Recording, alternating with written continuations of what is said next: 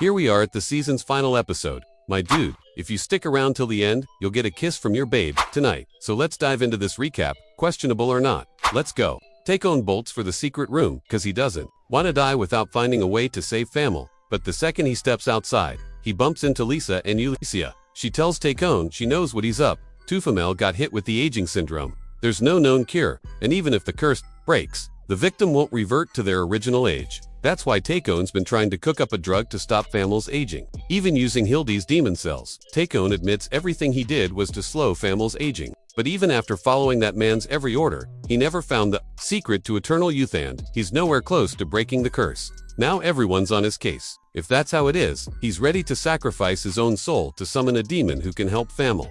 Takon chucks a magic crystal on the ground, activating a pre-drawn circle. He calls the demon, but nothing happens. Takon's confused. Hey, did everything right? The circle was supposed to drain mana lines under the castle and summon a powerful demon. But when Lisa hears him mention the lines, she warns that yesterday's hot spring construction diverted the flow current dug too deep. Takon shook, thinking Lisa planned this to stop him, but not just bad luck. Then Ryutagard steps out of the secret room, and Takon panics. He knows what's coming. Lisa and Ulysses figure she's Kurt's friend and ask where he is. But Ryutagard says she just let him rest a bit downstairs. She doesn't want him seeing what she's about to do. Ryutagard draws her sword and points it at Takon, leaving Ulysses and Lisa stunned. They ask if she's gonna kill him, and Ryutagard says she has to, no matter how much he wants to save his daughter. If he keeps this up, he'll summon a demon one day, and it won't just be his soul on the line. Takon says he just wants Famil to live a normal life, no matter the cost. And that's exactly why Famil asked Ryutagard to kill him. She couldn't bear the guilt of him endangering others just to save her. Hildy's about to stab Takon when Famil shows up, screaming for her to stop. Everyone stares at him, and plot twist, Famil's back to normal. He says Kurt's bread rolls cured him. Takon never expected to hear that. But hey, no complaints, he's just happy Famil's okay. Meanwhile, in the basement, Ryutagard's paralysis spell on Kurt is wearing off. He can talk a little now, but still can't move. He'll need Akuri's help. He asks her to grab a vial from his bag and give him a pill. Once he takes it, Kurt regains control of his body and is ready to help upstairs Avon, though he's got zero clue what's going on. Back upstairs, Takon's still hugging Famil, but Lisa snaps him back to reality. There's still a lot to deal with. Takon knows what's coming and says he's ready to face any punishment. Lisa warns that summoning demons and imprisoning others without permission are serious crimes, even for a noble like him, so he was probably looking at prison or even execution for his crimes. Famil speaks up and begs Lisa to reconsider. He says Takon isn't a bad person, he just did everything for her. If anyone should be punished, Famil asks to take the blame instead of his dad. But Lisa says she doesn't want to punish anyone. As royalty, she should report Takon's crimes. But since he acted out of love for his daughter, she's willing to pretend none of this happened. If Takon promises to work for the Atelier's good from now on, Takon's grateful for the mercy and agrees. Now, all that's left is for Kurt to erase the summoning circle, and this whole mess is over. But before they can do that, some dude shows up and drops. You're not getting a happy ending. Ryutagard recognizes him. It's the scriptwriter. Takon says he's the one who brought Ryutagard here and taught him the summoning circle. The scriptwriter thought that once Ryutagard's demon allies found out she was in Takon's castle, they'd attack and start a war. But, to his disappointment, nobody did anything. Ryutagard smirks. She already warned all her allies not to fight humans. She knew the scriptwriter would pull something like this, and guess what? The warning worked. The scriptwriter's pissed because none of his plans are working. He even tricked the Poland Church's bishop into trying to assassinate Lisa, but his script got interrupted. And now, his schemes are falling apart. Again, he doesn't even know how they broke the aging curse he put on Famil. When Takon hears that, it clicks. The scriptwriter cursed his daughter. He's so furious he immediately lunges at him. His punch slams into a force field around the scriptwriter. Ulysses joins the fight, but the barrier blocks her strike too. But the sword Kurt made for her is a sacred weapon, strong enough to crack the scriptwriter's shield. The scriptwriter's shocked. He didn't expect anyone here to have a sacred blade. He's already thinking of running, but before he does, he's got one last trick. He pulls out a vial of black liquid. Ryutagard yells, "Get that vial at all costs." But it's too late. The scriptwriter tosses the liquid onto the summoning circle, activating it. A demon is summoned, and of course, it's the same greater demon that attacked them before. Ulysses confused. She swears she killed him last time. The demon laughs. Demons are spiritual beings. They're hard to kill for good. But he admits that last defeat cost him centuries of magic reserves. Lisa tries to grab the magic sword while he's distracted. But the demon already knows her move. He snatches the weapon from her hand before she can use it. Ryūdagard fires a fireball. Ulisha charges with her sacred blade, and Lisa starts casting light magic but before any attack lands. The demon shoots dark energy arrows straight through their arms. Ulisha can't believe it. Countered them. Midi-tech. The demon grins. Spells like that are useless against my barrier. The only thing here that could hurt me was that sacred sword. But now, with your arm wounded, you can't even lift it. Since the demon burned through a ton of energy in his last summoning, he plans to recharge by making humans suffer that way. He proves his superiority and powers up his magic. But that also means if Lisa and Ulisha can shake his confidence, he'll lose power and vanish. Easier said than done, though, especially when he's twisting dark energy arrows into their shoulders. Lisa tries to tough it out so she doesn't feed the demon's power, but she won't last much longer.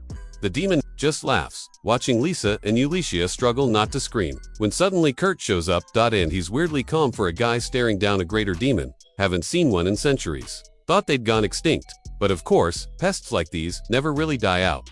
Calling the demon a bug is a great way to mess with his ego, but Kurt's not even trying to insult him. Back in his village, he dealt with demon lords all the time, so to him, this guy's just another annoying insect. The demon snaps at Kurt's audacity and hurls a fireball at him, but right before it hits, Akuri teleports the attack back, making the demon eat his own spell. Kurt thanks her, but Akuri won't be able to teleport again anytime soon. So now, Ulisha's gotta cover him. She jumps in front, and when the demon fires another fireball, she tries using that magic slash technique that failed against Sulfur days ago. This time for Kurt she can't mess up. Her sword meets the spell, and she tries to cut through, but again, it doesn't quite work. Except, since she's wielding the sword Kurt made, something different happens. The demon's flames get absorbed into the blade. Ulisha has no clue what just went down, but she doesn't hesitate. She rushes in and blasts the fire right back at the demon starts losing his cool. He's getting outmatched. But even if he's going down, he's taking someone with him. So he pulls out his ultimate move and tries to impale Ryūdagard through the chest with his arms. Or at least, that was the plan. When he hits her, his arms shatter. The demon doesn't get it. Nothing should be hard enough to block his attack until Ryūdagard pulls out that bread Kurt made earlier. And, well, I don't know if this is a good thing, but Kurt made the thing so tough, it'd probably survive till the end of the universe. Sounds ridiculous, but the demon realizes he's seen something like this before. He asks if Kurt's from Haste Village, and when Kurt confirms, the demon just says, no, and disintegrates, because he refuses to deal with whatever insanity Kurt's capable of. After the demon vanishes, Kurt explains that, for some reason, his village kept getting attacked by demon lords, so they came up with a ton of countermeasures. In the end, every single demon lord went extinct, considering a loaf of Kurt's bread just blocked the demon's final attack. Ulisha can't even imagine what kind of countermeasures his villagers cooked up. Everything seems resolved. Until a black void opens in the middle of the summoning circle and starts sucking everything in. Ryūdagard warns that the drug the scriptwriter used has worn off, but nobody gets it. She explains that black liquid he poured into the circle was a drug that activates magic circles without needing mana or souls up front. But once the summoning ends, the drug collects its payment, and considering the circle used, it won't stop until it drains energy equal to 100 souls. The worst part, there's no way to stop it without sacrifices. And at this rate, everyone in the castle is getting consumed. That's when a castle servant walks in, carrying a box full of Kurt's bread. Rolls. NBA, some insane coincidence, there are exactly 100 inside. So the black void gobbles up the buns and pieces out like it's no big deal. But the servant showing up with bread wasn't just luck. Bandana was the one who sent him to grab Kurt's rolls and head there.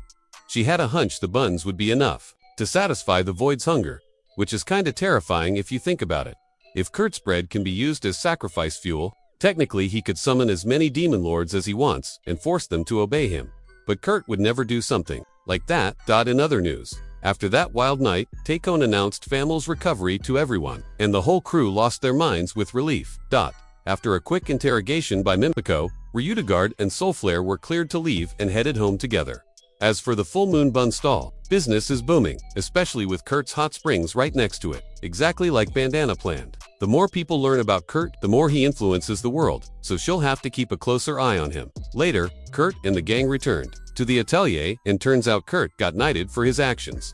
Cena asks how the ceremony went, and Kurt admits he was sweating bullets the whole time. He doesn't even think he deserved. Lee and Ulisha were the ones who really took down the demon, at least in his mind. But Takon knew damn well Kurt was the real MVP that day, so he made him an honorary knight anyway. Ulasha also got bumped up to Baroness, and the Atelier is now under Taekon's official protection, meaning no nobles can mess with them. Meanwhile, Ryudagard and Soulflare are on the road, and she glances at the gift Kurt gave her before leaving. He wanted to give her a rainbow flower, but those are still extinct, so, instead, he made her an orichalcum flower. Ryudagard's floored when she realizes Kurt just casually handed her one of the rarest metals on the planet, but Kurt's like, yeah, whatever. She can't believe she got all flustered in front of him, but she's still glad they talked. After all, it's the first time they've seen each other in over 1,800 years. Seriously.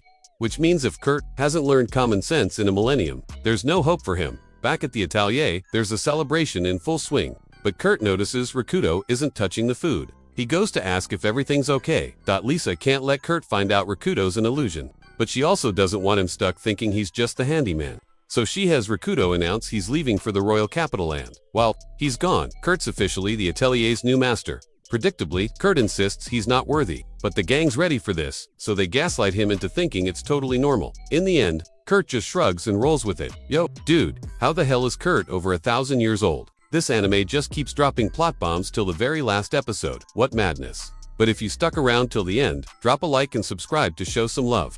Hit that bell so you don't miss anything, and check out more vids in the description and cards. Thanks for the support, as always, and peace out.